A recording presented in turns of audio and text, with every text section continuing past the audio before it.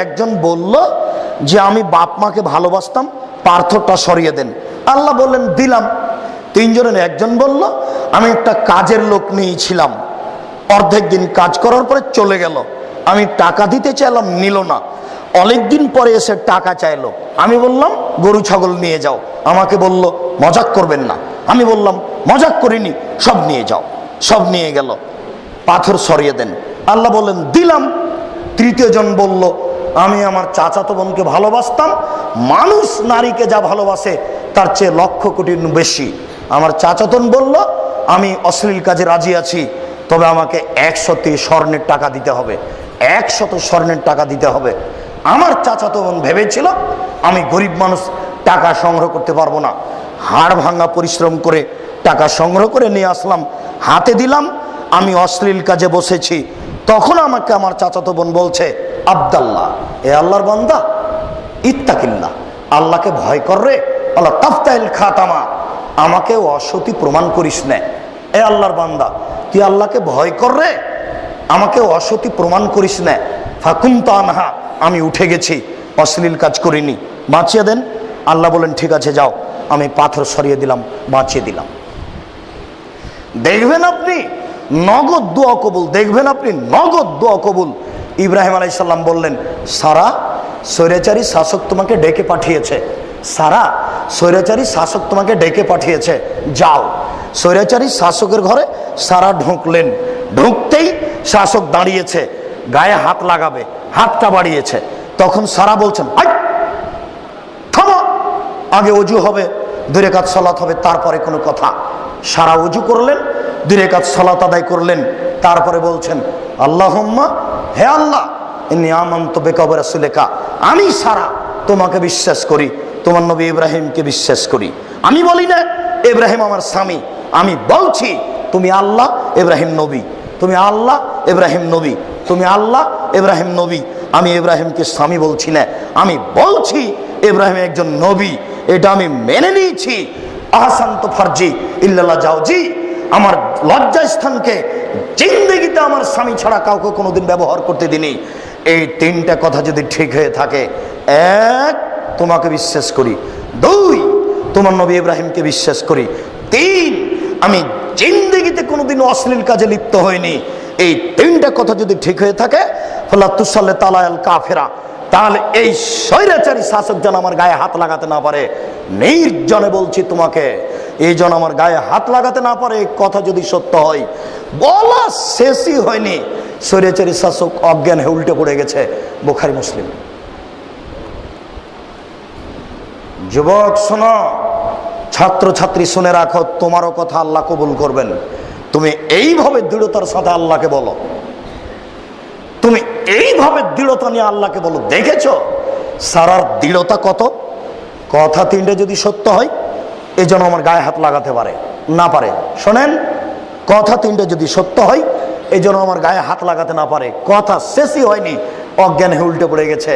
দোয়া পড়বেন সালাম ফেরার পূর্বে, আল্লাহুম্মা ইন্নী আসআলুকা ইলমান নাফি ওয়া রিজকান ওয়াসি' ওয়া আমালান মুতাকাব্বাল, গ্রহণীয় আমল।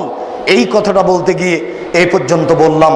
আল্লাহ তাআলা বলেন ইকরা বিসমি রাব্বিক, আপনি আপনার প্রতিপালকের নামে পড়ুন। ইকরা বিসমি রাব্বিকাল্লাযী খালাক, ওই প্রতিপালকের নামে পড়ুন যিনি আপনাকে সৃষ্টি করেছেন। খালাকাল ইনসানা মিন আলাক, যিনি জমাট বাঁধা রক্তপিণ্ড হতে মানুষকে সৃষ্টি করেছেন, যিনি জমাট বাঁধা রক্তপিণ্ড হতে মানুষকে সৃষ্টি করেছেন। ইকরা ওয়া রাব্বুকাল আকরাম, আপনি পড়ুন ওই প্রতিপালক যিনি সম্মানী, তার নামে। শুনুন, একমাত্র আল্লাহ প্রদত্ত বিদ্যা আল্লাহ থেকে শুরু হয়েছে। একমাত্র কোরআন হাদিসের জ্ঞান আল্লাহর পক্ষ থেকে আরম্ভ। এই দেখেন আল্লাহ বলছেন পড়ুন। এ ব্যতীত দুনিয়াতে যত বিদ্যা আছে সব মানুষ রচিত বিদ্যা। এইটা হচ্ছে 0 থেকে শুরু। বুঝতে পারেননি? শিক্ষক মণ্ডলী আবার খেয়াল করবেন, শিক্ষিকা মণ্ডলী আবার খেয়াল করবেন, ইসলামী বিদ্যা শুরু হয়েছে আল্লাহর পক্ষ থেকে, আর দুনিয়াবি বিদ্যা শুরু হয়েছে 0 থেকে। যিনি সর্বপ্রথম ম্যাট্রিক পাস তার শিক্ষক হলেন 9 পাস, যিনি সর্বপ্রথম বিএ পাস তার শিক্ষক হলেন ইন্টার পাস, যিনি সর্বপ্রথম 5 পাস তার শিক্ষক হলেন 4 পাস, যিনি সর্বপ্রথম 2 পাস তার শিক্ষক হলেন অন পাস, যিনি সর্বপ্রথম অন পাস তার শিক্ষক হলেন 0 পাস। অতএব এই বিদ্যা শুরু হয়েছে 0 থেকে। এই বিদ্যা দুনিয়াবি প্রয়োজনে আসবে, এই বিদ্যা মৌলিক বিদ্যা নয়। এই বিদ্যা প্রয়োজনীয় বিদ্যা। মৌলিক বিদ্যা হচ্ছে কোরআন, মৌলিক বিদ্যা হচ্ছে হাদিস। যে বিদ্যা সৌদি আরবে চলে, কুয়েতে চলে। একটা স্কুলে ভর্তি হওয়ার জন্য 1 নম্বর সাবজেক্ট হলো কোরআন, 2 নম্বর সাবজেক্ট হলো হাদিস, 3 নম্বর সাবজেক্ট হলো ইংরেজি, 4 নম্বর সাবজেক্ট হলো অঙ্ক, 5 নম্বর সাবজেক্ট হলো বিজ্ঞান, 6 নম্বর সাবজেক্ট হলো ভূগোল। যদি 1 নম্বর সাবজেক্টে ছেলে পাস করে তাহলে এই ছেলে পাস, ভিখারুন্নেসায় ভর্তি হতে পারবে। যদি 1 নম্বর সাবজেক্টে ছেলে ফেল করে তাহলেও ভিখারুন্নেসায় ভর্তি হতে পারবে না। এটা হলো রুল সৌদি আরবের। এই রুলই সারা পৃথিবীতে বাস্তবায়ন করতে হবে, তাহলে মানুষ বুঝতে পারবে আসলেই বিদ্যা উঠে গেছে না মূর্খতা বেড়ে গেছে, আসলেই বিদ্যা উঠে গেছে না মূর্খতা বেড়ে গেছে। এই বিদ্যাই হচ্ছে মৌলিক বিদ্যা, আনুষঙ্গিক বিদ্যা, প্রয়োজনীয় বিদ্যা। ইংরেজি লাগবে কেন? প্রয়োজন আছে। অঙ্ক লাগবে কেন? প্রয়োজন আছে। বিজ্ঞান লাগবে কেন? প্রয়োজন আছে। ভূগোল লাগবে কেন? প্রয়োজন আছে। তবে আমার মৌলিক বিদ্যা হচ্ছে কোরআন এবং হাদিস। এই দুটো হবে 1 নম্বর বিদ্যা। উসমান রাদিয়াল্লাহু তাআলা আনহু বলেন, রাসূল সাল্লাল্লাহু আলাইহি সাল্লাম বলেছেন, খায়রুকুম মান তাআল্লামাল কোরআন ওয়া আল্লামাহু, তোমাদের মধ্যে সবচেয়ে দামি সম্মানী মানুষ হচ্ছে সেই ব্যক্তি যে কোরআন শিক্ষা করে, শিক্ষা দেয়, শিক্ষা করে, শিক্ষা দেয়, শিক্ষা করে, শিক্ষা দেয়। যিনি কোরআন পড়াবেন এই স্কুলে তার বেতন হবে 2 লক্ষ, যিনি হাদিস পড়াবেন তার বেতন হবে 1.5 লক্ষ, যিনি ইংরেজি পড়াবেন তার বেতন হবে 1 লক্ষ, যিনি অঙ্ক পড়াবেন তার বেতন হবে 1 লক্ষ।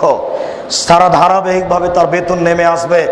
তাহলে আপনি বুঝতে পারবেন মৌলিক বিদ্যা কোনটা আর প্রয়োজনীয় বিদ্যা কোনটা। এর ভিত্তি হারাম, এর জড়ই হারাম। আমি জানি না 1947 সালের 14 আগস্ট ইংরেজ চলে গেছে, 14 আগস্ট 2 পাকিস্তান প্রকাশ পেয়েছে। আমাদের জন্ম অনেক অনেক পরে, 64 সালে কি 68 সালে। তখন আমাদের কোনো জ্ঞান গরিমা এই বিষয়ে হয়নি। 15 আগস্ট 2 পাকিস্তান পৃথক হয়েছে। সেই দিন থেকে এ দেশের ওই দেশের মাটিতে কোনো উচ্চ শিক্ষিত মানুষ যিনি বিবেচনা করতে পারেন কোনটা সাবজেক্ট আগে হবে, কোনটা সাবজেক্ট পরে হবে, কার বেতন বেশি হবে, কার বেতন কম হবে, এই ব্যাপারে বিবেচনা করতে পারবেন এরকম কোনো শিক্ষামন্ত্রী এদেশের মাটিতে হয়েছে 1947 সাল থেকে আমার জানা নেই। আপনার জানা থাকলে আপনি বিবেচনা নিয়ে আসতে পারেন। মুআবিয়া রাদিয়াল্লাহু তাআলা আনহু বলেন, রাসূল সাল্লাল্লাহু আলাইহি সাল্লাম বলেছেন, মাইরুদুল্লাহ বিহি খায়রান ইউফাক্কিহু ফিদ্দীন, আল্লাহ যাকে দিন শিক্ষা দিব মনে করেন তাকেই, যাকে আল্লাহ ইহকালে কল্যাণ দিবেন, পরকালে কল্যাণ দিবেন, তাকে আল্লাহ শিক্ষিত করেন। যাকে আল্লাহ ইহকালে কল্যাণ দিবেন, পরকালে কল্যাণ দিবেন, তাকে আল্লাহ শিক্ষিত করেন। আবু হুরায়রা রাদিয়াল্লাহু তাআলা আনহু বলেন, রাসূল সাল্লাল্লাহু আলাইহি সাল্লাম বলেছেন, ফাজলুল ইলমে খায়রুম মিন ফাজলিল ইবাদা, ইবাদত করে যত নেকি হয় বিদ্যা চর্চা করে তার চেয়ে কোটি গুণ নেকি বেশি হয়। ইবাদত করে যত নেকি হয় বিদ্যা চর্চা করে তার চেয়ে কোটি গুণ বেশি নেকি হয়। ইবাদত করে যত নেকি হয় বিদ্যা চর্চা করে তার চেয়ে কোটি গুণ বেশি নেকি হয়। একটু দেখবেন, দেখুন রাসূল সাল্লাল্লাহু আলাইহি সাল্লাম বলেন, আমাজতামা কওমুন ফি বাইতিন ফি বুয়ুতিল্লাহ ইয়াতলুনা কিতাবাল্লাহি ওয়া ইয়াতাদারাসুনা বাইনাহুম ইল্লা নাযালাত আলাইহিমুস সাকিনা ওয়া গাশিয়াতহুমুর রাহমা ওয়া হাফাতহুমুল মালায়েকা। যখন কোন জায়গায় ছাত্র ছাত্রী বসে, যখন কোন জায়গায় শিক্ষক শিক্ষিকা বসে পৃথক পৃথক স্থানে, তারা কোরআন চর্চা করে, তারা জ্ঞান চর্চা করে, তারা কোরআন চর্চা করে, তারা জ্ঞান চর্চা করে, তারা হাদিস চর্চা করে, তারা জ্ঞান চর্চা করে। তাদের উপরে এক নম্বর সুবিধা, ওই জায়গাটা রহমত দিয়ে ঘেরে দেওয়া হয়। দুই, ওই জায়গাটা ফেরেশতা দিয়ে ঘেরে দেওয়া হয়। তিন, ওই জায়গাটা নিরাপত্তা দিয়ে ঘেরে দেওয়া হয়। চার, আল্লাহ তাদেরকে দেখে ফেরেশতাকে বলেন, এই এই এই জিবরাইল, মেকাইল, বলো বলো এদেরকে সৃষ্টি করতে নিষেধ করেছিলে কেন? দেখো দেখো তাদের কোরআন তেলাওয়াত, দেখো তাদের ইংরেজি চর্চা, দেখো তাদের বাংলা চর্চা, দেখো তাদের পৃথিবী চর্চা, দেখো তারা আমাকে কিভাবে চর্চা করে। বলো বলো কেন নিষেধ করেছিলে?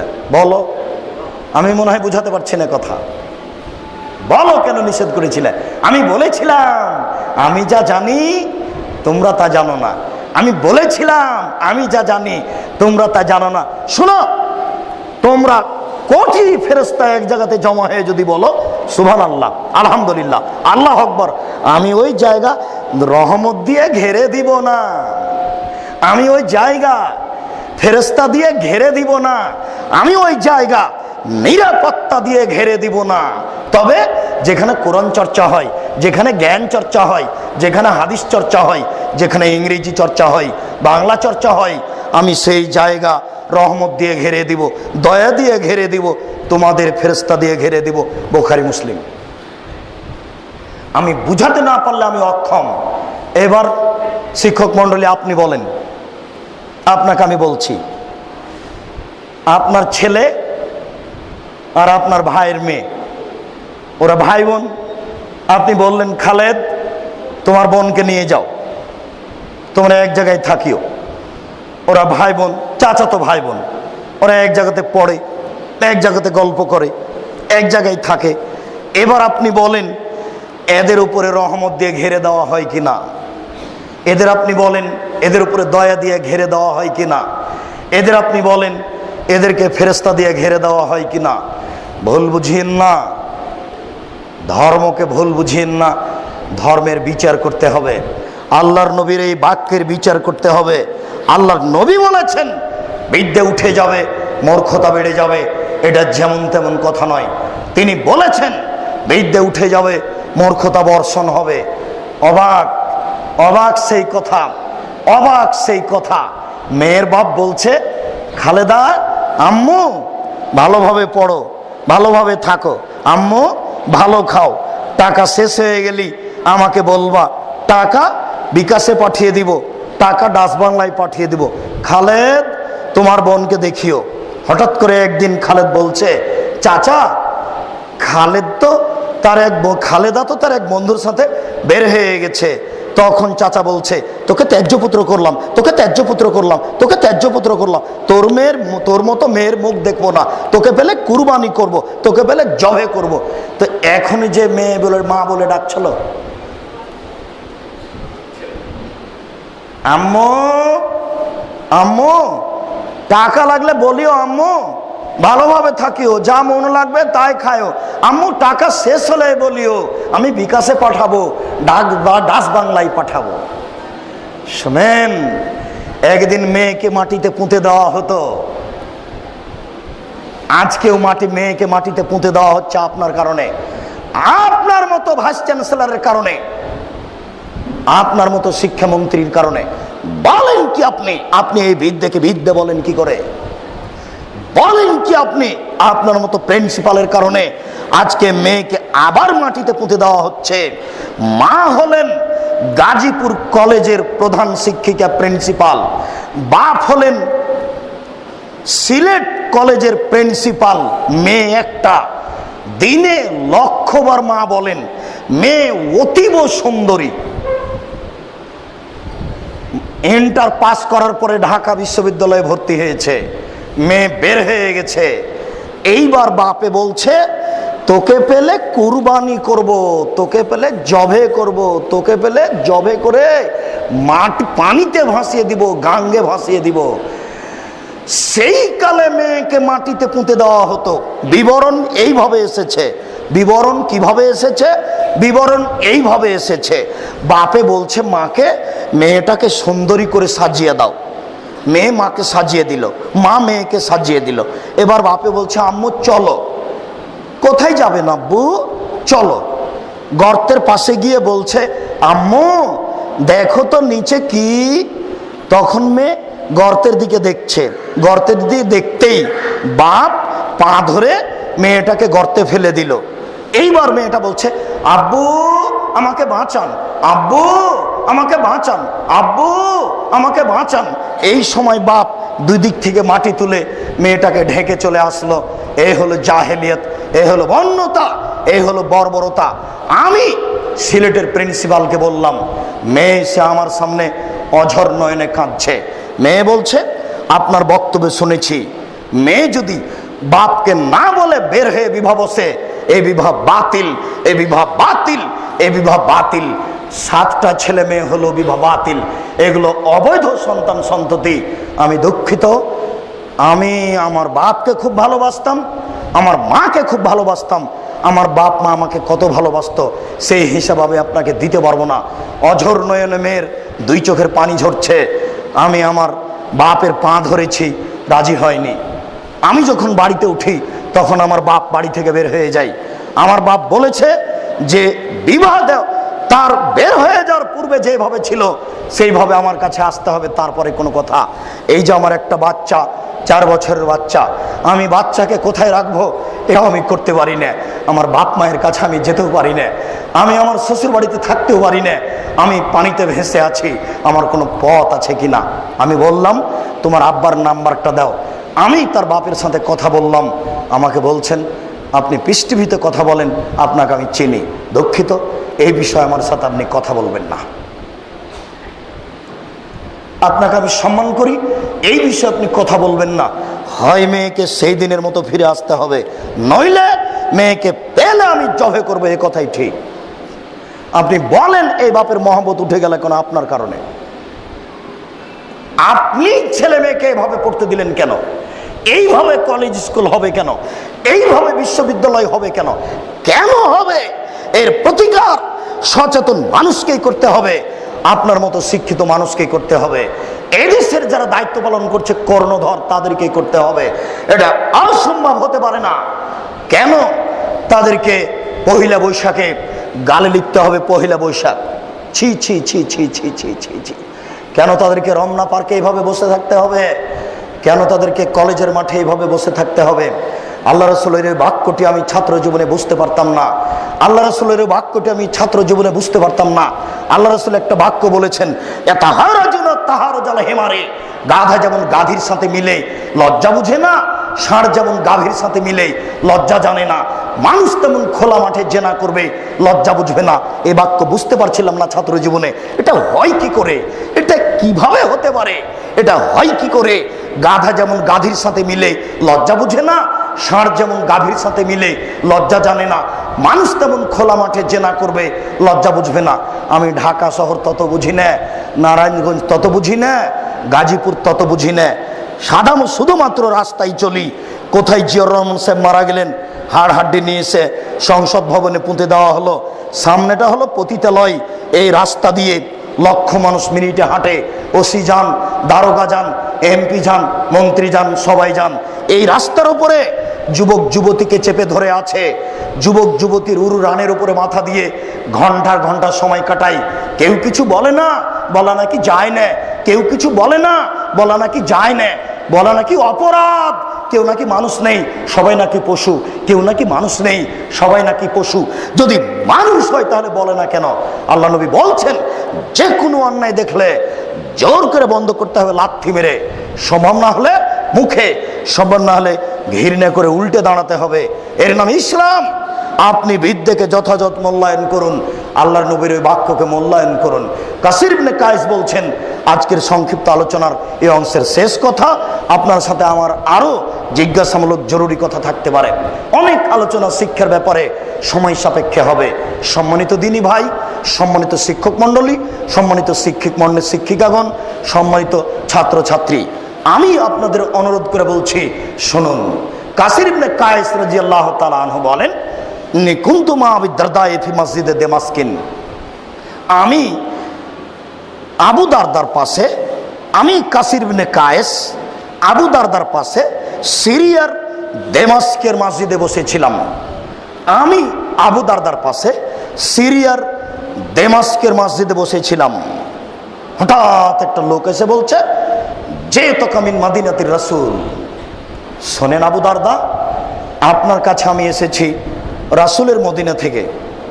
বালাগানি আন্নাকা তুহাদ্দিসুন রাসূলুল্লাহ সাল্লাল্লাহু আলাইহি ওয়াসাল্লাম, আমি শুনেছি আপনি রাসূলের একটা হাদিস বলছেন, আমি শুনেছি আপনি একটা রাসূলের হাদিস বলছেন, এই জন্য আমি মদিনা থেকে সিরিয়া এসেছি। যাতাতে 3 মাস, যেতে কতদিন লাগবে? 1.5 মাস। আসতে কতদিন লাগবে? 1.5 মাস।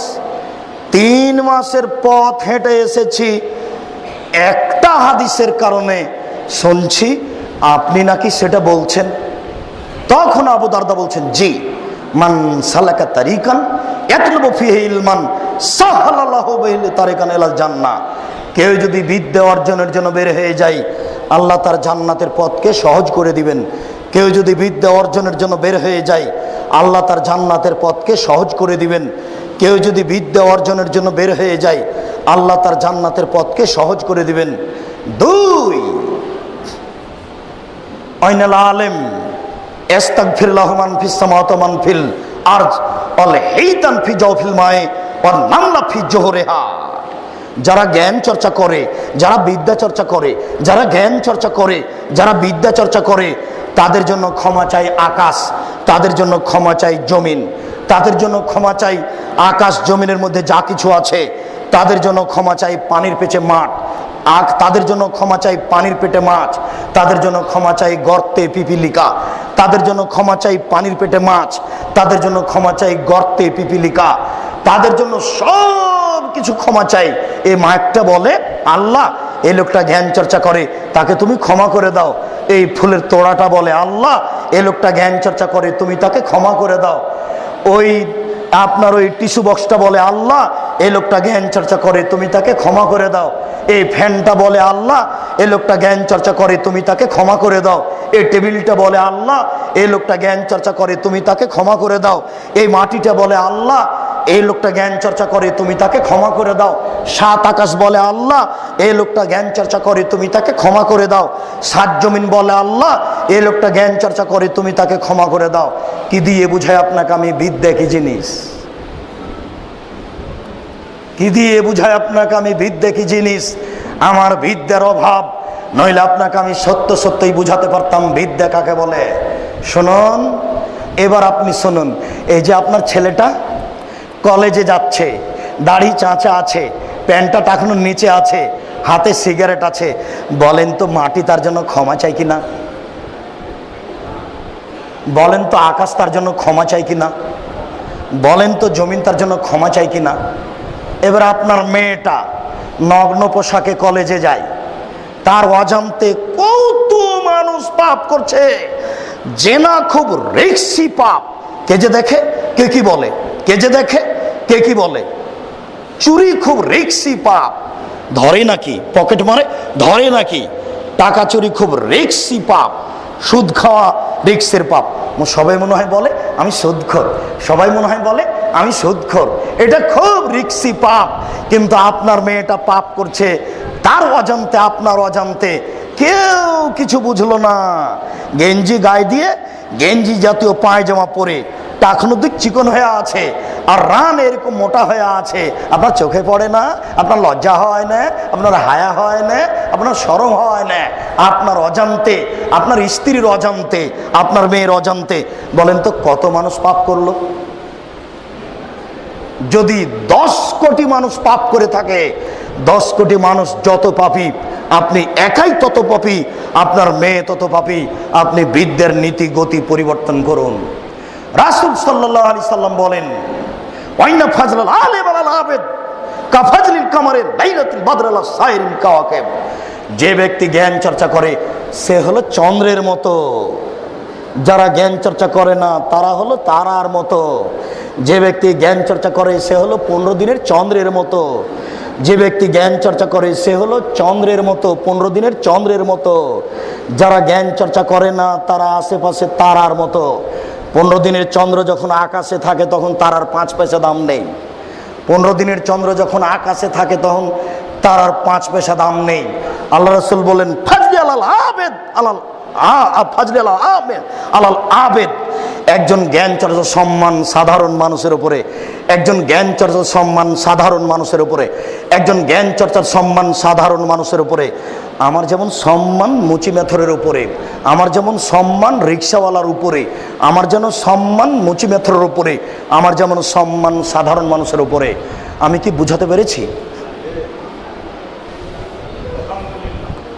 আমি অনুবাদক, আমার কিছু করার নেই। আমি 19-20 করতে পারি না, আমার 19-20 করার কোনো সুযোগ নেই। আল্লাহ নবী বলছেন এই কথা, তাই আপনাকে আমি বলছি। শেষ বাক্যে রাসূল সাল্লাল্লাহু আলাইহি সাল্লাম বললেন আল উলামা ওয়ারাসাতুল আম্বিয়া, যারা জ্ঞান চর্চা করে তারা নবীগণের উত্তরাধিকারী। এবার কেমন বাক্য বিবেচনা করেন? যারা জ্ঞান চর্চা করে তারা নবীর উত্তরাধিকারী, যারা জ্ঞান চর্চা করে তারা নবীর উত্তরাধিকারী। বলো আম্বিয়ালাম ইয়ারসু দিরহাম, নবীগণ কাউকে টাকার উত্তরাধিকারী করেননি। পৃথিবীর জ্ঞান চর্চাকারী, আমি তোমাদেরকে জমি ভাগ করে দিইনি, আমি তোমাদেরকে টাকা ভাগ করে দিইনি। আমি যে জ্ঞান রেখে গেলাম কোরআন এবং হাদিস, এইটার উত্তরাধিকারী আমি তোমাদের করে গেলাম, তোমরা যথাযথভাবে বাস্তবায়ন করো। সম্মানিত দিনী ভাই, সম্মানিত শিক্ষক মণ্ডলী, সম্মানিত শিক্ষিকাগণ, সম্মানিত ছাত্রছাত্রী, আমি আপনাদের অনুরোধ করে বলছি, এটাই হচ্ছে মূলত জ্ঞান। প্রয়োজনীয় জ্ঞান হচ্ছে আনুষঙ্গিক জ্ঞান। ইংরেজি শিখতেই হবে, অঙ্ক শিখতেই হবে, বিজ্ঞান শিখতেই হবে, ভূগোল শিখতেই হবে। তবে কোরআন হলো 1 নম্বর সাবজেক্ট, হাদিস হলো 2 নম্বর সাবজেক্ট, ইংরেজি বাংলা 3-4 সাবজেক্ট। এগুলো সিরিয়াল থাকবে। বেতনের মান এভাবেই থাকবে, বেতনের মান এভাবে থাকবে, ছাত্রছাত্রী ভর্তির মান এভাবেই থাকবে। ছাত্রীদের পৃথক জায়গা হবে, ছাত্রদের পৃথক জায়গা হবে। 2 জন এক জায়গায় থাকতে পারে না, এটা অসম্ভব। 2 জন এক জায়গায় থাকতে পারে না, এটা অসম্ভব। কলা রাজশাহীর ফজলি আম কেটে ছিলে গামলায় রেখেছে, আর মার্কিন 20 জন মেরিন সৈন্য চতুর্দিকে রেখেছে, বলছে মাছি যেন না বসে। 20 জন মেরিন সৈন্য রেখেছে, ফজলি আমের ফালাগুলি কেটে গামলায় রেখেছে। ফজলি আম কেটে কোথায় রেখেছে? গামলায় রেখেছে। মার্কিন 20 জন সৈন্য চতুর্দিকে রেখেছে, বলছে মাছি যেন না বসে। তাহলে কি হবে? হবে না। ছাত্র ছাত্রীর জ্ঞানের স্থান পৃথক পৃথক করতে হবে, একান্ত জরুরি। তাহলে আপনি মৌলিক লক্ষ্যে পৌঁছিতে পারবেন এবং তাদের ভর্তির মান, শিক্ষকের বেতনের মান এভাবেই করতে হবে। তাহলে আপনি মূলত স্থানে পৌঁছিতে পারবেন। সম্মানিত দিনই উপস্থিত শিক্ষক শিক্ষিকা, ছাত্রছাত্রী, অভিভাবক মণ্ডলী, শুনে রাখুন আমার শেষ কথা। আল্লাহ রাসূল বললেন বাল্লিগু আন্নী ওয়ালা আয়া, আমার একটি কথা জানা থাকলে অন্যকে বলো, আমার একটি কথা জানা থাকলে অন্যকে বলো। 2, বনী ইসরাইলের কাহিনী বলো, কোনো দোষ নেই। 3, কেউ যদি কোনো কথা আমার নামে বলে তাহলে তার থাকার জায়গায় জাহান্নাম। ধর্মের নামে বাড়াবাড়ি কোনো কথা বলা যায় না। আসসালামু আলাইকুম রহমতুল্লাহ, আসসালামু আলাইকুম রহমতুল্লাহ। প্রথম বাক্য হলো আল্লাহু আকবার, এরপরে আস্তাগফিরুল্লাহ, আস্তাগফিরুল্লাহ, আস্তাগফিরুল্লাহ। এছাড়া তালি দেওয়া ইহুদি খ্রিস্টানদের কাজ। জাকির নায়েকের বৈঠকে হয় কেন? জাকির নায়েককে আমি বলেছি জনাব তালি বন্ধ করতে হবে। জাকির নায়েক হেসে আমাকে বলছে কি করি, আসলে তো আমি স্যাটেলাইটে আছি আর আমার সামনে থাকে প্রায় ইহুদি খ্রিস্টান, হিন্দু মুসলমান। এই কথা বলে হাসি মুখে এড়িয়ে যাচ্ছেন। আমি বলছি ভাই এই হাততালি বন্ধ করতে হবে, এটা ইহুদি খ্রিস্টানের কাজ, সাবধান, হাততালি বন্ধ করেন। তখন বলছেন কি করি, আমি স্যাটেলাইটে আসি, সামনে থাকে ইহুদি খ্রিস্টান, হিন্দু মুসলমান, বৌদ্ধ খ্রিস্টান, এই জন্য আমি আসলে এইভাবে আসি। হাসি দিয়ে এই কথা বলে এড়িয়ে চললেন। তালি দেওয়া হারাম, কাবিরা গুনাহ। তোমরা যে শিক্ষা প্রতিষ্ঠানে যে ভুল আছে এটাও তার প্রমাণ। শিক্ষা প্রতিষ্ঠানের যদি আমি ভুল দেখাই তাহলে কয়েকশো দেখাতে পারবো, সেটা সময়ের ব্যাপার। আজকে আমার পরিচালক সাহেব, জনাব এমপি সাহেব গ্রহণ করতে পারবেন কিনা, আমিও নতুন, উনিও নতুন, এই জন্য সব আমি বললাম না, আপনাকে আনুষঙ্গিক কিছু রেখে দিলাম। আর শেষে বললাম যে নবীর নামে যদি কেউ নতুন কথা চালু করে যেটা রাসূলের নয়, তাহলে তা বাতিল বলে গণ্য হবে। আমি শুনেছিলাম তিনি সালাতটা বাস্তব দেখিয়ে দিতে হবে আমল করতে। আমার দিকে লক্ষ্য করুন, এই ছেলেরা এবং যারা দায়িত্বশীল আছেন তারা রেডি, প্রস্তুত হন, আমার দিকে দেখবেন।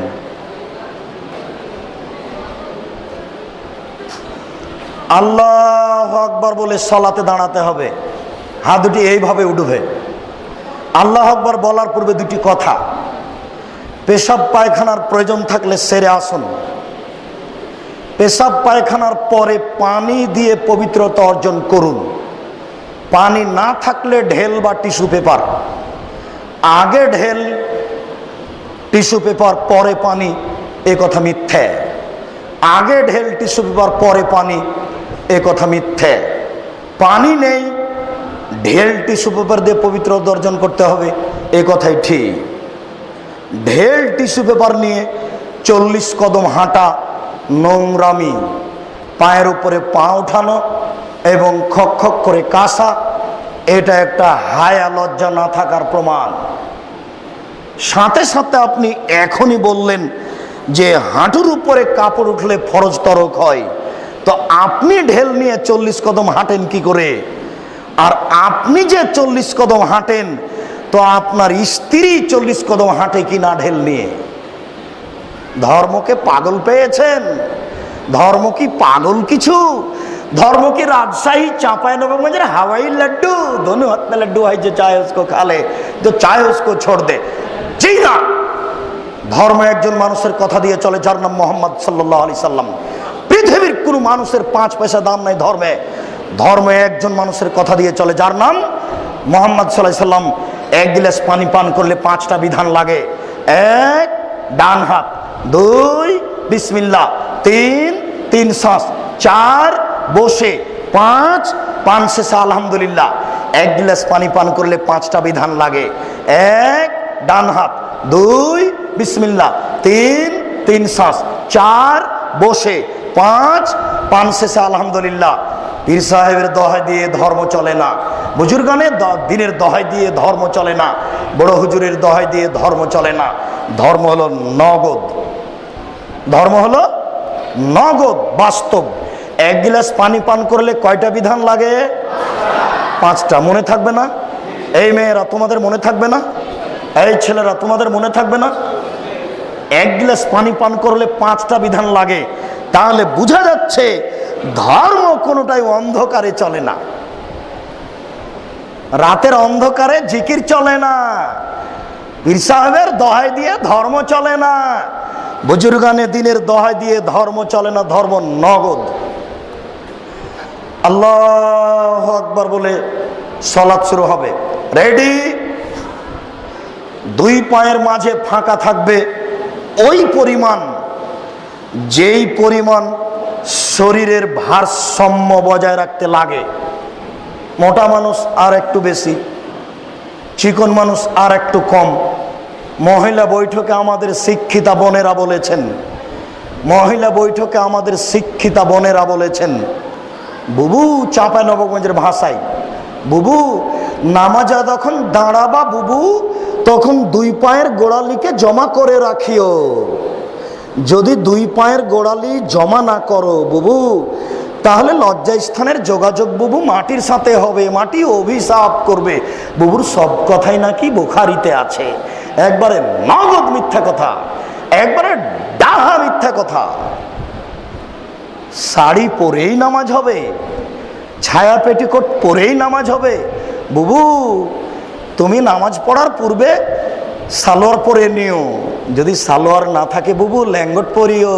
বুবুর সব কথাই নাকি বুখারিতে আছে। বুবুর একবারে কথা নগদ মিথ্যে, ডাহা মিথ্যে।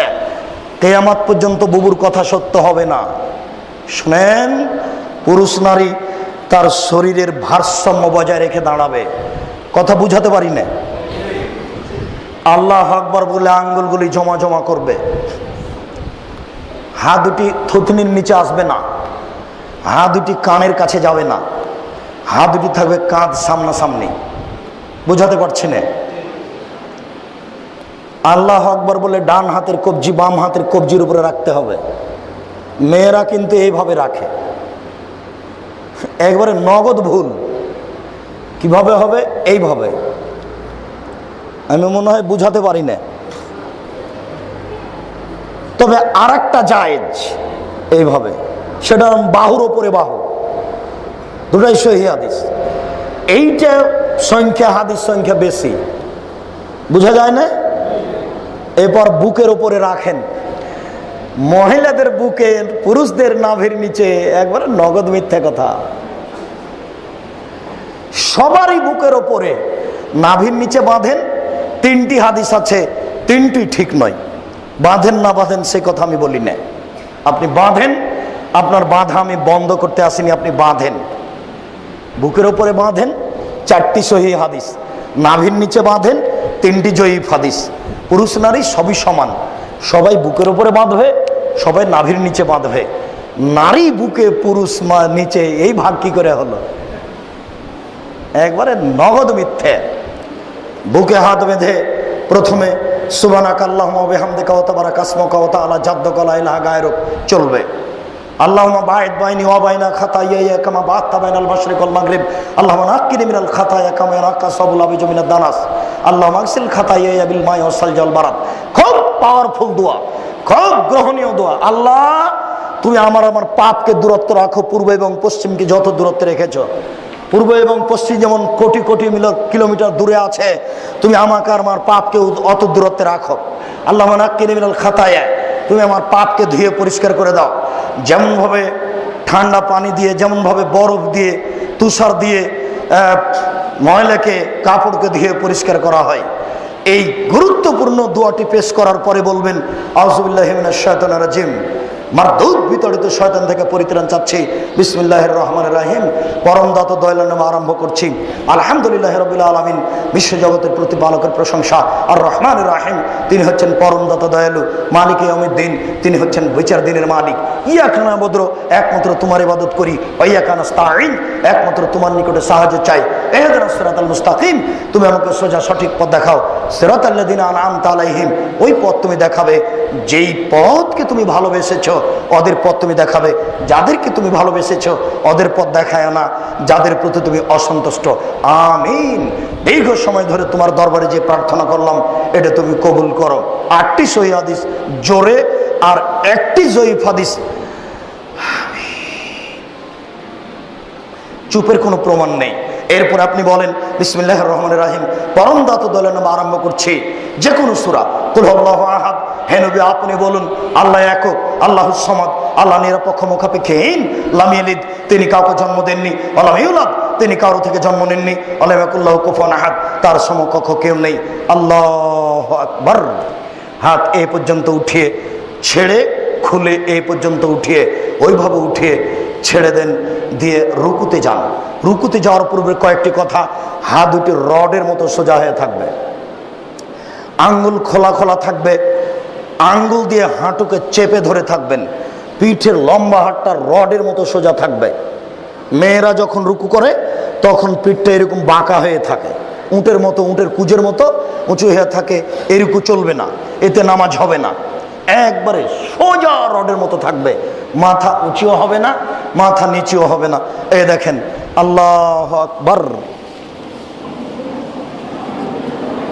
সবাই তো দেখতে পাবেন না, দাঁড়ালে তো সবাই দেখতে পাবেন না। আচ্ছা, শুক্রিয়া, জাযাকুমুল্লাহ খায়ের। আপনাদের আবেগকে আমি স্বাগতম জানাই। শুক্রিয়া, জাযাকুমুল্লাহ খায়ের। একবারে পিঠে লম্বা হাতটা একবারে, এই ছেলে চুপ। পিঠে লম্বা হাতটা একবারে সোজা হবে, মাথা উঁচুও হবে না, মাথা নিচুও হবে না, একটু 19-20 হলে রুকু হবে না। এরপর আপনি বলেন সুবহানা রাব্বিয়াল আযীম, উঁচু আল্লাহর পবিত্রতা বর্ণনা করি যতবার ইচ্ছে। সুবহানাকা আল্লাহুম্মা রাব্বানা ওয়া বিহামদিকা আল্লাহুম্মা আগফিরলি, প্রশংসা সহকারে তোমার পবিত্রতা বর্ণনা করি, তুমি আমাকে ক্ষমা করো যতবার ইচ্ছে। আরো দোয়া। এবার সিজদায় চলেন। 7 হাড়ের উপরে সিজদা করতে হবে। নাক কপাল 1, 2 হাত 3, 2 হাঁটু 5, 2 পায়ের বৃদ্ধাঙ্গুল 7। আবার শোনেন, নাক আগে যাবে কি কপাল আগে যাবে এই কথা নয়, নাক কপাল একসাথে লেগে থাকবে। যদি কপাল লেগে আছে নাক নেই, সিজদা হবে না। যদি নাক লেগে আছে কপাল নেই, তাহলে সিজদা হবে না। নাক কপাল 1, 2 হাত 3, 2 হাঁটু 5, 2 পায়ের বৃদ্ধাঙ্গুল 7। বৃদ্ধাঙ্গুল যদি মাটি থেকে উঠে যায় তাহলে সিজদা হবে না। আমি মনে হয় বুঝাতে পারছি না। এতদিন পর্যন্ত যেভাবে সিজদা দিচ্ছিলেন, আজ থেকে কপালটা তার চেয়ে 10 আঙ্গুল আগিয়ে রাখবেন। পিঠের লম্বা হাতটা যেন একবারে সোজা হয়ে থাকে। কোনোই দুটি এভাবে উঠে রাখবেন। বুকের নিচ দিয়ে যেন ছাগলের বাচ্চা পার হতে পারে। ওই যে চাঁপাইনবাবগঞ্জের শিক্ষিতা বুদ্ধিমতী মহিলা বলেছে, বুবু যখন সিজদা করতে যাবা বুবু, হাতি যেমন মাটিতে পড়ে যায় তেমন মাটিতে পড়ে গিয়ে বুককে উরুর সাথে লাগিয়ে আঁটো সাঁটো হয়ে সিজদা করিও বুবু। যদি বুককে উরু থেকে পৃথক রাখো বুবু, তাহলে স্তন ঝুলন্ত থাকবে বুবু, পর্দার ব্যাঘাত ঘটবে বুবুর। সব কথাই নাকি বুখারীতে আছে। একবারে নগদ মিথ্যে। পুরুষ নারী একই ব্যাপার, যেন ছাগলের বাচ্চা পার হতে পারে বুকের নিচ দিয়ে। সুবহান রাব্বিয়াল আলা যতবার ইচ্ছে উঠে আসেন। আল্লাহুম্মা আগফিরলি ওয়ারহামনি ওয়াহদিনি ওয়াআফিনি ওয়ারজিকনি। আবার যান, উঠে আসেন। এই 1 রাকাত আর 1 রাকাত। এবার যদি আত্তাহিয়াতের বৈঠক হয়, বাম হাতটা হাঁটুর উপরে রাখেন, বাম পায়ের পাতার উপরে বসেন, ডান পা দাঁড় করে রাখেন। আর যদি সালামের বৈঠক হয় তাহলে বাম পাটা ডান দিকে বের করে দেন, আর পিছন নিতম্ব মাটির উপরে রাখেন। বাম হাতের আঙ্গুল এইভাবে জমা জমা করে রাখেন, ডান হাতের কনিষ্ঠ আঙ্গুল দুটি জমা করেন। এরপর 3 নম্বর আঙ্গুলের নখের উপরে বৃদ্ধাঙ্গুলের পেট রাখেন। রাখেন তো দেখি আপনারা।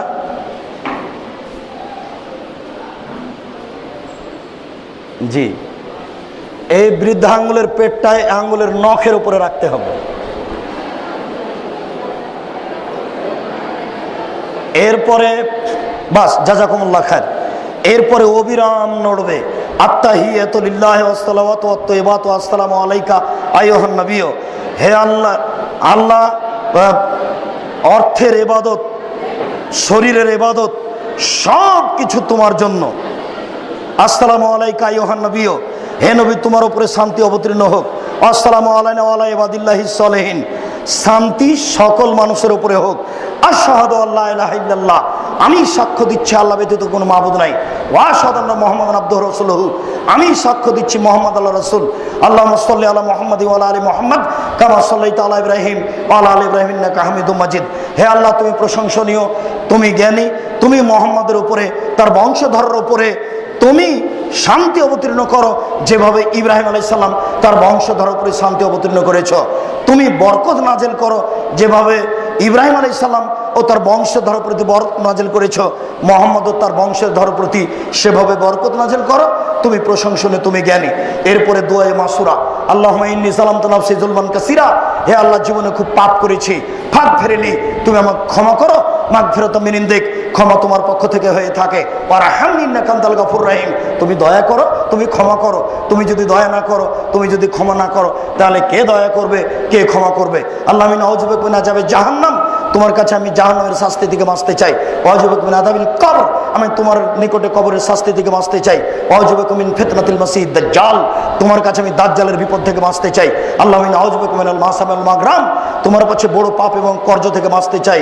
ওয়াউযু বিকা মিনাল মাহি ওয়াল মামাত, ইহকাল এবং পরকালের বিপদ থেকে বাঁচতে চাই। একটু এক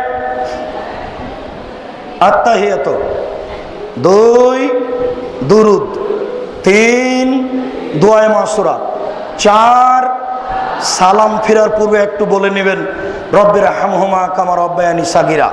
হে আমার প্রতিপালক, তুমি আমার বাপ মাকে দেখো বাল্য অবস্থায় আমাকে যেভাবে দেখেছিল। এই 4টা ভুলবেন না, অন্তত এই পর্যন্ত।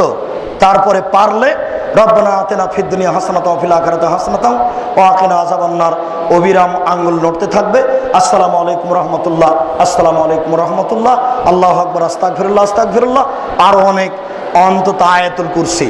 আল্লাহ রাসূল বলেছেন একটা মানুষ যদি ফরজ সালাতের পর আয়াতুল কুরসি পড়ে জান্নাতে চলে গেছে। ঢোকেনি কেন? মরেনি এই জন্য।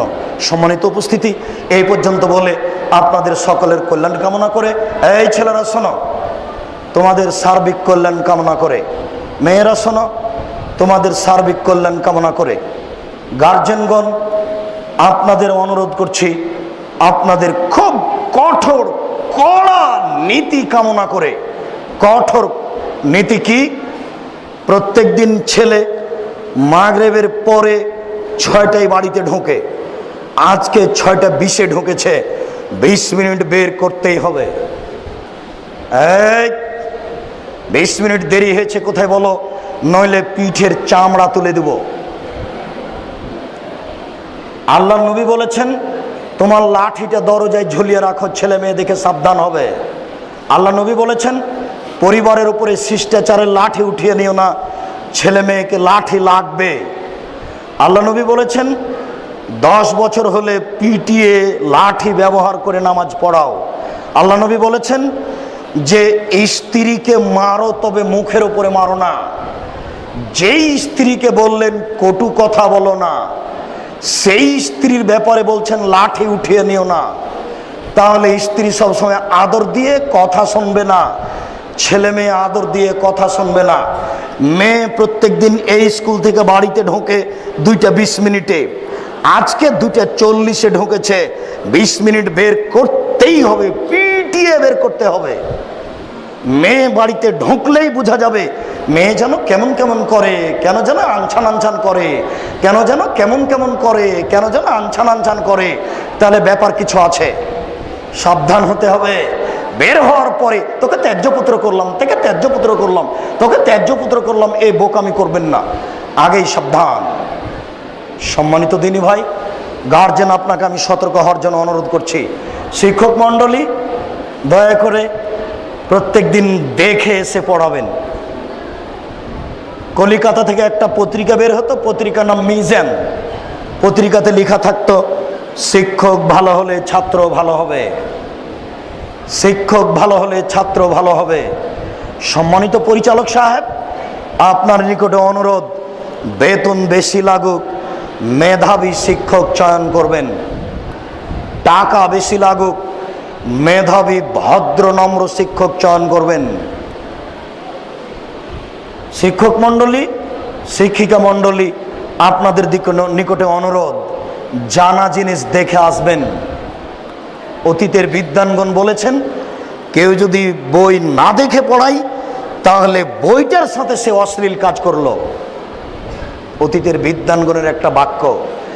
ছোট্ট বই দেখে আসবেন, ভোরের একটা ইংরেজি দেখে আসবেন। আপনাদের নিকটে অনুরোধ, ইংরেজি সাহিত্য খুব বেশি চর্চা করবেন, দিন রাত ঢুকে একটা কথা, এই আমি ক্লাস 3-তে পড়ি, ইংরেজি করো। এই সপ্তম ঘন্টায় ইংরেজি শিক্ষক আসবেন, ইংরেজি করো। এই পার্ট অফ স্পিচ কাকে বলে, ঢুকে আপনার ঢুকে একটা গতি। আর আপনি ঢুকবেন খুব ক্লাসে ভাবমূর্তি নিয়ে। ঢোকার সময় আপনার ছাত্ররা যেন আপনাকে হেউ মনে না করে। যদি আপনাকে খেলো মনে করে তাহলে আপনার সাবজেক্ট কেউ পড়বে না, কেউ পড়বে না। নিজের অভিজ্ঞতাই খুব জোরালো অভিজ্ঞতা। ক্লাসে ঢুকবেন একবারে এমন ভাবমূর্তি নিয়ে, 1000 ছাত্রছাত্রী থাকলে যেন একবারে চুপচাপ হয়ে যায়, 19-20 না করে। মুজিবুল গাফফার আউলিয়া যে আমার শিক্ষক ছিলেন, ক্লাসে ঢুকলে অন্তরটা কাঁপতো। আর যখন ক্লাস শেষ হতো তখন মনে হতো আমার বন্ধু, হাত ধরে হাঁটতেন, বলতেন এই শোনো, তোমরা যদি সঠিক ঠিক পড়ে দিতে পারো তাহলে আমি তোমাদের কলা খাওয়াবো। আমি যে কতদিন কলা খেয়েছি, ঠিক পড়ে দিতে পারলে কলা খাওয়াবেন। পড়াই খুব কঠিন, বাঘের মতো কালো উঁচু চেহারা, দেখে ভয় লাগতো। ভিতরে ঢুকতো, যতক্ষণ থাকতেন বাঘের মতো। আপনি খুব ভারসাম্য নিয়ে ক্লাসে ঢুকবেন, আর ছেলেদের ভুল দেখে তাৎক্ষণিক বিচার করবেন না। ছেলেদের ভুল দেখে তাৎক্ষণিক বিচার করলে দিন রাত বিচার করতে হবে, আর আপনার নামে বদনাম আসবে, আপনি সাবধান।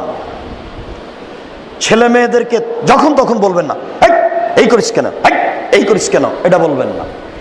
ছেলে মেয়েদেরকে, ছাত্র ছাত্রীকে কোনোদিন তুই ভাষা ব্যবহার করবেন না। তুমি না হয় আপনি। পাটনা পার হলেই শিক্ষক শিক্ষিকা সবাই ছাত্র ছাত্রীকে লেনদেন বলে, সৌদি আরবে লেনদেন বলে। তুই ভাষা ব্যবহার করবেন না কোনো সময় ছাত্র ছাত্রীকে, তাহলে তাদের মেজাজ দুর্বল হবে। আর ক্লাস, স্কুলে ঢোকা থেকে নিয়ে বের হওয়া পর্যন্ত উঁচু মানের বাংলা ছাড়া সাধারণ বাংলা ব্যবহার করবেন না, সুন্দর বাংলা ব্যবহার করবেন। ছাত্রছাত্রীর গতির উপরে লক্ষ্য রাখবেন। বেয়াদব ছাত্রছাত্রী দেখলে সময়ে গরমাবেন, সময়ে গরমাবেন। গরমানো বুঝেন না, সময়ে ঠিক করবেন। সব সময় নিন্দা করলে, সব সময় গালি দিলে আপনার ভারসাম্য কেটে যাবে, আপনাকে ছাত্রছাত্রী মূল্যায়ন করবে না।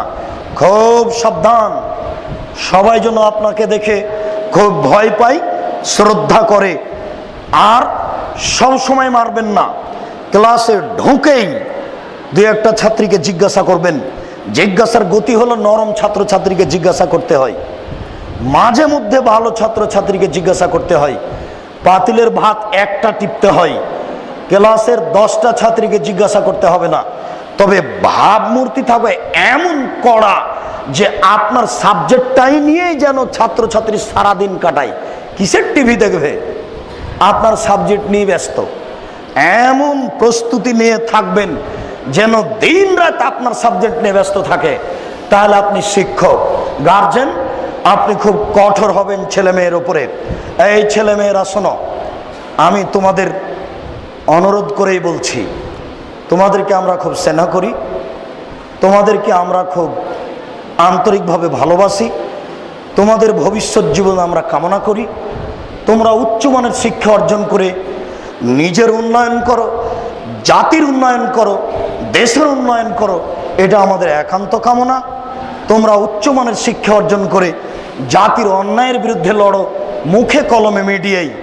তবে মনে রেখো, যে যত বেশি পড়ে সেই তত ভালো ছাত্র। মনে রেখো, পরিশ্রম কাউকে ফাঁকি দেয় না। মনে রেখো, বিদ্যা অর্জনের জন্য 6টা জিনিস লাগে। খাতা কলম থাকলে নোট করো। বিদ্যা অর্জনের জন্য 6টা জিনিস লাগে। 1 মেধা, 2 লোভ, 3 বয়স, 4 পরিশ্রম, 5 দীর্ঘদিন, 6 শিক্ষকের পরামর্শ। 1 লোভ। ইমাম শাফি জিজ্ঞাসা করেছিলেন ইমাম ওয়াকিকে যে কিভাবে বিদ্যা অর্জন করতে হবে। তখন তিনি বলেছিলেন, লা ইয়াহসুলুল ইলমু বিসিত্তাতিন শাউনাব্বিউকুম, 6টা জিনিস ছাড়া বিদ্যা হয় না। আমি তোমাদের বলে দিচ্ছি। 1 লোভ, 2 বয়স, 3 পরিশ্রম, 4 দীর্ঘদিন, 5 শিক্ষকের পরামর্শ। কোথায় একটা ছেড়ে এসেছি? জি, মেধা। মেধা 1 নম্বরই আছে মেধা। 3 নম্বরে আছে মেধা, জোকাউন মেধা। এই 6টা জিনিস লাগে। শেষ কথা, ইমাম শাফির কাছে ইমাম ওয়াকির কাছে অভিযোগ করেছিলেন, আমি পড়া মুখস্থ করলে ভুলে যাই। ওস্তাদজি, শিক্ষক স্যার, আমি পড়া মুখস্থ করলে ভুলে যাই, কি করতে হবে স্যার? তখন স্যার বলেছিলেন, শোনো, বিদ্যা নাফরমানকে দেওয়া হয় না। বিদ্যা আল্লাহর কাছে চেয়ে নাও, মোবাইলে গল্প বন্ধ করো। এই ছেলে মেয়েরা শোনো, পড়া মুখস্থ থাকবে, তার 1 নম্বর শর্ত মোবাইলে গল্প বন্ধ করো। মোবাইলের অপর নাম জেনা, সাবধান থাকো। তোমাদের বাপ মাকে বলে যাচ্ছি, জরুরি অবস্থা ছাড়া মোবাইল ছেলেমেয়ের কাছে থাকবে না। পরিচালককে বলছি, প্রতিষ্ঠানের শুরু থেকে নিয়ে শেষ পর্যন্ত এই প্রতিষ্ঠানে মোবাইল থাকবে না। শুলি হোক আর ফাঁসি হোক, হাইকোর্ট হোক আর জজ কোর্ট হোক। এ খুব ভয়াবহ বিষাক্ত জিনিস। বিবেক পরিষ্কার থাকতে হবে, নইলে বিদ্যা হবে না। ঢাকা বিশ্ববিদ্যালয় থেকে বেগম মাধুরী MA পাস করার পর একটা বই লিখেছিল, বইয়ের নাম ছিল বেগম মাধুরীর সংকল্প।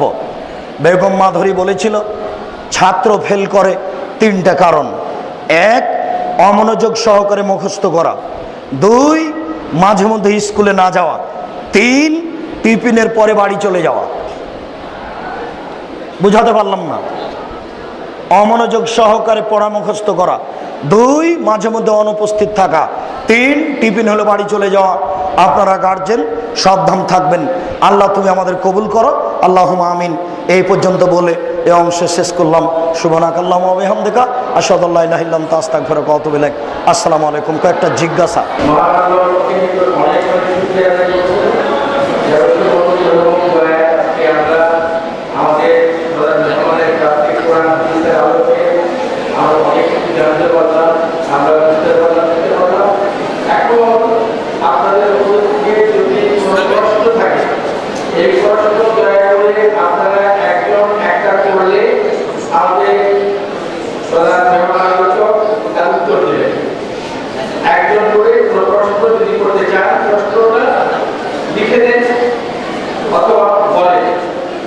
অষ্টিমায় কয়েকজন জিজ্ঞাসা করিয়েন, জিজ্ঞাসা বেশি হয় না যেন, কথা একটু লম্বা হয়ে গেছে।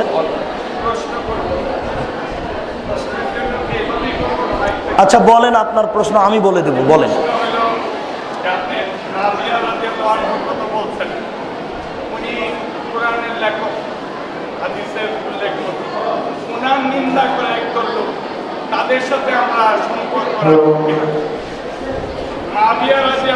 শুকরিয়া, জাযাকুমুল্লাহ খায়র। উনি জিজ্ঞাসা করেছেন, মুআবিয়া রাদিয়াল্লাহু তাআলা আনহু কোরআনের লেখক। মুআবিয়া রাদিয়াল্লাহু তাআলা একজন বড় সাহাবী। মুআবিয়া রাদিয়াল্লাহু তাআলা সিরিয়ার একজন নেতা।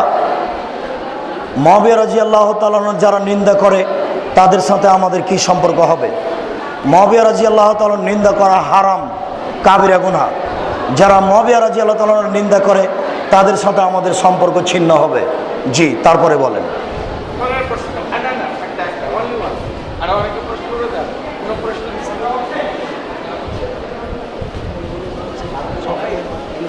আমরা অনেক সময় শুনি প্রয়াত নতুন বংশগুলো যে নবীজিকে স্বপ্নে দেখেছেন, তখন প্রাক লোকে বলতে একজন এই কাগজ পেলে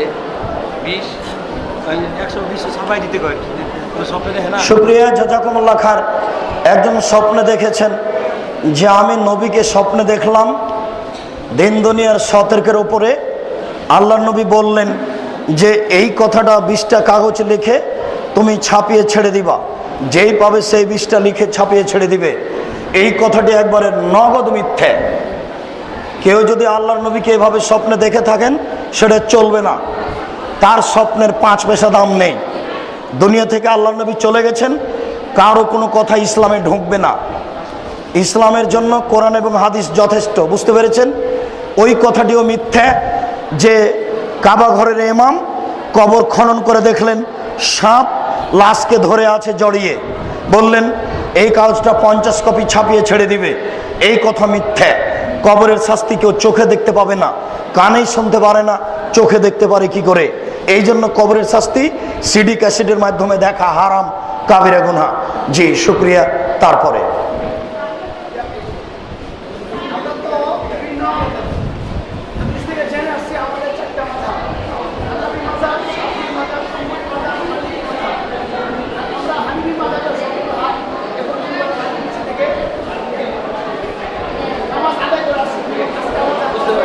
শুকরিয়া, জাযাকুমুল্লাহ খায়র। আমরা জানি মাযহাব 4টি: হানাফি, শাফি, মালিকি, হাম্বলি। হানাফি মাযহাবের লোক আমরা হাত নিচে বাঁধি। আজকে আপনি বিবরণে বললেন হাত উপরে বাঁধা। বিষয়টি বুঝলাম না, এটাই আমার জিজ্ঞাসা। শুক্রিয়া, জাযাকুমুল্লাহ খার। আমি আপনাকে প্রথম অনুরোধ করছি, আপনার দাবি থাকবে কোরআন এবং সহিহ হাদিস মেনে চলা। আপনি এই দাবিতে জীবিকা নির্বাহ করেন। আপনাকে এই অংশে বলছি, যদি বিচারের মাঠে আল্লাহ তাআলা ইমাম আবু হানিফা রাহিমাহুল্লাহকে বলেন, ইমাম আবু হানিফা, তুমি কি জনগণকে বলেছিলে আমাকে মানো? তখন আবু হানিফা রাহিমাহুল্লাহ বলবেন, না না না না না না না, আমি এভাবে কাউকে বলিনি। আপনি ইমাম শাফিকে মানেন, আপনাকে আমি নিন্দা করিনি, ছেড়ে দিতে বলিনি। আপনি ইমাম শাফিকে মানেন, আমি নিন্দা করিনি, ছেড়ে দিতে বলিনি। আমি শুধু এতটুকু বললাম যে উপরের হাদিসগুলো ঠিক আর নিচের হাদিসগুলো ঠিক নয়। আপনি আবারও পড়ে বিবেচনা করে আমল করবেন, এটাই আমার কথা। ইমাম আবু হানিফার হাত নিচে বাঁধা কথা, এ কথাই ঠিক। ইমাম শাফি বুকে বাঁধা, এ কথাই ঠিক। ইমাম মালিকের হাত ছেড়ে দেওয়া, এ কথাই ঠিক। যখন মাযহাব মানবেন তখন হাদিস থেকে একটু সরে আসা লাগবে, আর যখন হাদিস মানবেন তখন আপনি নগদ। আপনি ইমামদের শ্রদ্ধা করেন, কোরআন এবং সহিহ হাদিস মেনে চলেন। আপনি মাযহাব মানেন, বিবেচনা করে আমাদের পক্ষ থেকে অনুরোধ থাকছে। শুকরিয়া, জাযাকাল্লাহ খাইর। তারপর বিজ্ঞানময় কোরআনের শপথ, এখানে কোন বিজ্ঞানের কথা বলা হয়েছে? আল্লাহ বলছেন বিজ্ঞানময় কোরআনের শপথ। এই ছাত্রছাত্রী শোনো, শিক্ষক মণ্ডলী শোনেন। আল্লাহ বলছেন চন্দ্র, সূর্য, তারকা, পৃথিবী সব কিছু ঘুরে। আমরা শুনেছি সূর্য নয়, পৃথিবী নয়, সূর্য ঘুরে। আসলে তা নয়। কোনোটা জিনিসই কোনো জায়গাতে লেগে নেই, সবটাই আছে শূন্যের উপরে, সব কিছুই ঘুরে। সবার একদিন ক্ষমতা শেষ হয়ে যাবে। এইটা তোমরা চিন্তা ভাবনা করো, কিভাবে সূর্য আসে, কিভাবে সূর্য যায়, কিভাবে আকাশটা এভাবে আছে, এইটা চিন্তা করো। এটাই হলো বিজ্ঞান। কিভাবে আমি তোমাদের কিডনি করেছি, নাড়ি করেছি, তোমার মায়ের পেট থেকে আমি কিভাবে তোমাকে নিয়ে আসি শুক্রকীট থেকে, এটা চিন্তা করো। এটাই হলো বিজ্ঞানময় কোরআনের কসম। আল্লাহ অনেক কসম করেছেন, তার একটি হলো বিজ্ঞানময় কসম। বিজ্ঞানময় কসম করে কোরআনকে নিয়ে চিন্তা ভাবনা করতে বলছেন আল্লাহ। বিজ্ঞানময় কসমের কথা বলে কোরআনকে নিয়ে গবেষণা করতে বলছেন আল্লাহ। আল্লাহ বলছেন আম আলা কুলুবিন আকফালহা আফালা তাদাব্বারুন, তোমাদের অন্তরে কি তালা মারা আছে? তোমরা কোরআন নিয়ে চিন্তা করো না কেন, গবেষণা করো না কেন? এটাই বলেছেন। আমাদের দেশের অনেক আলেম ডাক্তার জাকির নায়েক ইহুদিদের দালাল বলে থাকেন। জি, আমাদের দেশের অনেক আলেম ডাক্তার জাকির নায়েককে ইহুদিদের দালাল বলে থাকেন। নাউজুবিল্লাহ। যারা ফেকার কথা দিয়ে দলিল পেশ করে তাদের কথা গ্রহণীয় হলো, আর যে লোকটা বলে আয়াত নাম্বার এত, হাদিস নাম্বার এত, আয়াত নাম্বার এত, হাদিস নাম্বার এত, সে লোকটাই দালাল হলো। শোনেন শোনেন গার্জেন, এই শিক্ষক শোনেন, ভাই আপনি শোনেন। উপর দিকে থুথু মারলে কোথায় আসবে? মুখের উপরে আসবে। যারা ফেকা দিয়ে ধর্ম প্রচার করে তারাই কি করে বলে যে জাকির নায়েক ইহুদিদের দালাল? যে লোকটা প্রত্যেক কথাতে বলে আয়াত নাম্বার এত, হাদিস নাম্বার এত, আয়াত নাম্বার এত, হাদিস নাম্বার এত, ওই অমুক নাম্বার এত, সে লোকটা ইহুদির দালাল হয় কি করে? এটা একটা নেহায়াত অন্যায় কথা এবং অপবাদ। যারা বলছে তাকে ইহুদির দালাল, তারাই হচ্ছে ইহুদিদের দালাল। আমরা বলি না, এই কথা শুনে আমরা নাউজুবিল্লাহ পড়ি, আল্লাহ তুমি বাঁচাও। তাবিজ কবজ ব্যবহার করা ঠিক কিনা? জি না। আল্লাহ রাসূল বলেছেন মান তাআল্লাকা তামিমা ফাকাদ আশরাকা, কেউ যদি তাবিজ ঝুলাই তাহলে সে শিরক করলো। তাবিজ ছোট হোক বড় হোক, যে কোনো পীর আউলিয়ার হোক, সব শিরক। সাবধান থাকুন, এই মুহূর্তে খুলতে হবে, 1 সেকেন্ড দেরি করা যাবে না। মহিলারা বাড়ি বাড়ি গিয়ে তালিম করে, এটা ঠিক কিনা? জি না। মহিলাদের এই জেলা ওই জেলা, এই থানা ওই থানা, এই বাড়ি ওই বাড়ি তালিম করতে যাওয়া নাজায়েজ, হারাম। স্বামী নাই বাড়িতে, এ বাড়ি ওই বাড়ি যাবে কেন? জিন্দেগিতে আয়েশা রাদিয়াল্লাহু তাআলা আনহা কোথাও যাননি। হ্যাঁ, মহিলা তার নিজ বাড়িতে তালিম করতে পারে, মহিলা তার বাপের বাড়িতে, তার স্বামীর বাড়িতে তালিম করবে, আশেপাশের মহিলারা শিক্ষা অর্জন করবে। জাযাকুমুল্লাহ খায়র। ফরজ নামাজের পর নফল নামাজ পড়া বাধ্যতামূলক কিনা, এগুলো করতে হবে। জিজ্ঞাসা করা হয়েছে যে ফরজ সালাতের পরে নফল সালাত পড়া, সুন্নাত পড়া কি বাধ্যতামূলক?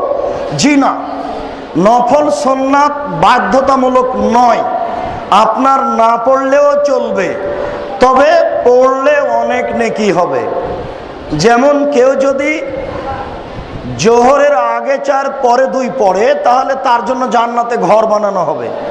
কেউ যদি জোহরের আগে 4 পরে 4 পড়ে, তাহলে তার উপরে জাহান্নামী হারাম। সুন্নাত নফল পড়লে অনেক নেকি হবে, না পড়লে গুনাহ হবে না। একদিনও যদি 12 রাকাত সুন্নাত না পড়েন তো পাপ হবে না। পূর্ণ ফরজ যদি পড়তে পারেন তাহলে জান্নাতে চলে যাবেন, বুখারী মুসলিম। তবে নফল পড়া ভালো, অনেক নেকি হবে।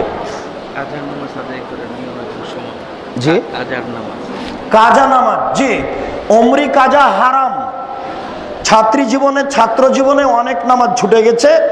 এখন মনে করছি যে উমরি কাজা হিসেবে প্রতিদিন 2 রাকাত 4 রাকাত করে পড়ে নি, এটা বিদাত, এটা হারাম। তার মানে কি পড়ছেন এটা আপনার জানা নাই। সন্ধ্যের উপরে সালাত আদায় করা নাজায়েজ, হারাম। কাজা কোনটা? ওরে জোহরেরটা ছুটে গেছে, ওটা পড়ে নেন। ওহো, কাল তো আসরের সালাত ছুটে গেছে, এটা পড়ে নেন। যেটা আপনার আয়াতে আছে 2-1 দিনের মধ্যে, সেইটা আপনি পড়ে নেন। 2 বছর 5 বছর 10 বছর পড়েননি, পার হয়ে গেছে, এই নামাজের কোনো কাজা নেই। ওই নামাজের জন্য আল্লাহকে বলতে হবে, আল্লাহ তুমি ক্ষমা করো, আমার ভুল হয়ে গেছে। শুকরিয়া, জাযাকাল্লাহ খায়র। নামাজরত অবস্থায় মোবাইল ফোন বেজে উঠলে এটা বন্ধ করতে হবে। নামাজরত অবস্থায় মোবাইল ফোন বেজে উঠলে বন্ধ করা যাবে কি না? জি, মোবাইল ফোন বেজে উঠলে বন্ধ করতে হবে। দলিল, আল্লাহর নবী হাসান হুসাইনকে কোলে নিয়ে সালাত আরম্ভ করতেন। যখন সিজদায় যেতেন তখন কোল থেকে নামিয়ে দিতেন, আবার যখন সিজদা থেকে উঠতেন তখন হাসান হুসাইনকে কোলে নিয়ে নিতেন। বুঝাতে পারলাম না? মোবাইল ফোন চলতে থাকলে সালাতের ব্যাঘাত হবে। আগেই বন্ধ করবেন, যদি ভুলে গিয়ে থাকেন চলাকালীন বন্ধ করবেন, করাই ঠিক, করতে পারেন। শুকরিয়া। নামাজের পূর্বে নাওয়াইতুল নিয়ত ও জানাজা। জি, খুব গুরুত্বপূর্ণ একটা জিজ্ঞাসা। সালাতের পূর্বে জোহর, আসর, মাগরিব, এশা নয়তো নুসাল্লি 4 রাকাতিন জোহরে, জোহরের 4 রাকাত সালাতের নিয়ত করছি। নয়তো নুসাল্লি 4 রাকাতিন লিল আসর, নয়তো আনুসাল্লি 3 রাকাত লিল মাগরিব। নিয়ত সশব্দে পড়া হারাম, নিয়ত সশব্দে পড়া কাবিরা গুনাহ, নিয়ত সশব্দ পড়া বিদআত। অন্তরের পরিকল্পনার নাম নিয়ত। ওই যে আজান হলো, ওযু করতে যাবেন, যেটা অন্তরে ভাবছেন এটার নাম নিয়ত। ইমাম আবু হানিফা রাহিমাহুল্লাহ বলছেন নিয়ত হচ্ছে ইরাদাতুল কলব, অন্তরের পরিকল্পনা। ওয়া মাহাল্লুল কলব, নিয়তের জায়গা হচ্ছে অন্তর। মুখে কেন? মুখে নিয়ত করলে বেদাত হবে, সাবধান, আর কোনোদিন নিয়ত করবেন না। হাদিস সহিহ হাসান জয়ীফ, হাদিস বলতে কি বোঝায়? হাদিস সহিহ হাসান জয়ীফ বলতে কি বুঝায়? এইটা বুঝানো কঠিন, এটা অন্যের অন্য দিন। তবে একটু ওই পিলারটা আল্লাহ রসুলের, ওখানে পিলারটা আল্লাহ রসুলের হিসাবে ধরেন। এই ফ্যানটা সাহাবি, তারপরে ইনি আছেন তাবেঈর স্থানে ওই ব্যক্তি, তারপরে ইনি আছেন তাবেই, তারপরে এই মাঠটা একজন পণ্ডিত, তারপরে আমার এখানে ইমাম বুখারী বলছেন আমি হাদিস নোট করি আমার শিক্ষক থেকে, ইনি বলছেন আমি হাদিস নোট করি ইনার কাছ থেকে, ইনি বলছেন আমি হাদিস নোট করি ওইখান থেকে, উনি বলছেন আমি হাদিস নোট করেছি সাহাবী আবু হুরায়রা থেকে, আবু হুরায়রা বলছেন আমি বলছি নবী থেকে। তো এই মধ্যের লোকগুলো যদি কোনোদিন কথা মুখস্থ করে ভুলে গেছেন প্রমাণ হয়, তাহলে হাদিস জয়ীফ হবে।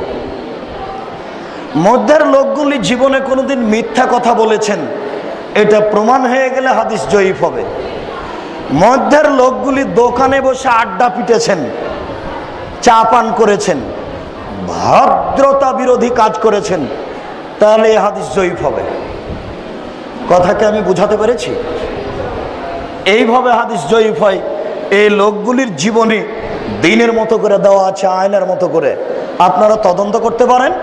আর যাওয়ার পূর্বে আব্দুল্লাহ বিন আব্দুর রাজ্জাক বাচ্চার একটা বই আছে, মণিমুক্তা, হাদিস তদন্তে মণিমুক্তা। বাচ্চা মদিনা বিশ্ববিদ্যালয়ে পড়ে, আব্দুল্লাহ বিন আব্দুর রাজ্জাক বিন ইউসুফ। আরো অনেক বই আছে গাড়িতে, খুব গুরুত্বপূর্ণ বই। আদর্শ নারী, আদর্শ পরিবার, কে বড় লাভবান, কে বড় ক্ষতিগ্রস্ত, তজিহুল কোরআন, অনেক। যাওয়ার সময় গাড়িতে দেখবেন। বিশেষ করে হাদিস জানার জন্য এই বাচ্চা আব্দুল্লাহর বই খুঁজবেন। কোমরে বা হাঁটুতে ব্যথা থাকলে চেয়ারে বসে নামাজ পড়া যাবে? কোমরে বা শরীরে ব্যথা থাকলে চেয়ারে বসে সালাত আদায় করা যাবে কিনা? চেয়ারে বসে সালাত আদায় করা আমরা নাজায়েজ বলছি না, তবে ভালো নয়। নাজায়েজ বললে খুব বিপদে পড়ে যায়, এই জন্য বলছি যে সুন্দর, ভালো নয়।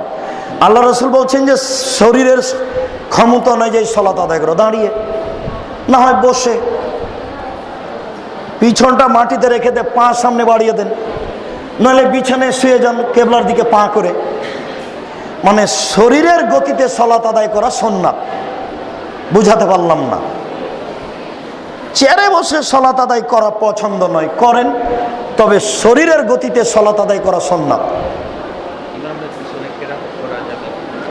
ইমামের পিছনে সূরা ফাতিহা পড়া যাবে কিনা? সূরা ফাতিহা খুব গুরুত্বপূর্ণ দোয়া, কাজে আপনারটা আর একজনের কাছে চাপিয়ে দিয়েন না, নিজেই পড়েন। অতীব জরুরি দোয়া সূরা ফাতিহা, অতীব গুরুত্বপূর্ণ। ইমামের উপরে চাপিয়ে দেন, নিজেই পড়েন, না পড়লে সালাত হবে না, এ কথাই ঠিক। মহিলারা 5 ওয়াক্ত সালাতে মসজিদে যেতে পারে কিনা? মহিলারা 5 ওয়াক্ত সালাত বাড়িতে পড়বে, ভালো। জুমার দিন মসজিদে যাওয়া ভালো, ঈদের মাঠে যেতে বাধ্য। মহিলারা 5 ওয়াক্ত সালাত মসজিদে যেতে পারে, তবে 5 ওয়াক্ত সালাত বাড়িতে ভালো। জুমার দিনে মসজিদে যাওয়া ভালো, ঈদের দিনে যেতে বাধ্য। ঈদের মাঠে মহিলারা যাবেই যাবে, যদি জায়গা না থাকে তাহলে মাঠে রাস্তার উপরে ধানের কিয়ারে দাঁড়াবে। ঈদের মাঠে যাবেই যাবে। জুমা মসজিদে যাওয়া ভালো, 5 ওয়াক্ত বাড়িতে ভালো, 5 ওয়াক্ত মসজিদে যেতে পারে। বুখারী মুসলিম। তাবিজ করা যদি শিরক গুনাহ হয়, তবে হুজুরের জনি তাবিজ গলায় দেওয়া যদি শিরক হয়, তাহলে নবীর বোন গলায় দিয়েছিলেন, কিন্তু নাউজুবিল্লাহ, ওসব হাদিস জাল, বানাওয়াট কথা। কোন সাহাবী, কোন তাবি, নবীর আত্মীয় স্বজন, ছেলে মেয়ে, কেউ কোনোদিন তাবিজ ব্যবহার করেননি। এগুলো অহেতুক মিথ্যা কথা। শুকরিয়া, জাযাকুমুল্লাহ খায়ের। আপনাদের শুকরিয়া আদায় করি, দীর্ঘ সময় ধরে আপনারা অপেক্ষা করলেন। আল্লাহ তুমি আমাদের কবুল করো, এই বৈঠকের সকল দিনই মুসলিম ভাই বোনকে কবুল করো, আমাদেরকে সুন্দরভাবে পড়াশোনা করার তৌফিক দান করো। আল্লাহুম্মা আমিন। এই দাবি, এই দাওয়া তোমার দরবারে রেখে আজকের সংক্ষিপ্ত আলোচনা এখানে শেষ করলাম। সুবহানাকাল্লাহুম্মা ওয়া বিহামদিকা, আশহাদু আল্লা ইলাহা ইল্লা আনতা, আস্তাগফিরুকা ওয়া আতুবু ইলাইক। আসসালামু আলাইকুম ওয়া রাহমাতুল্লাহ।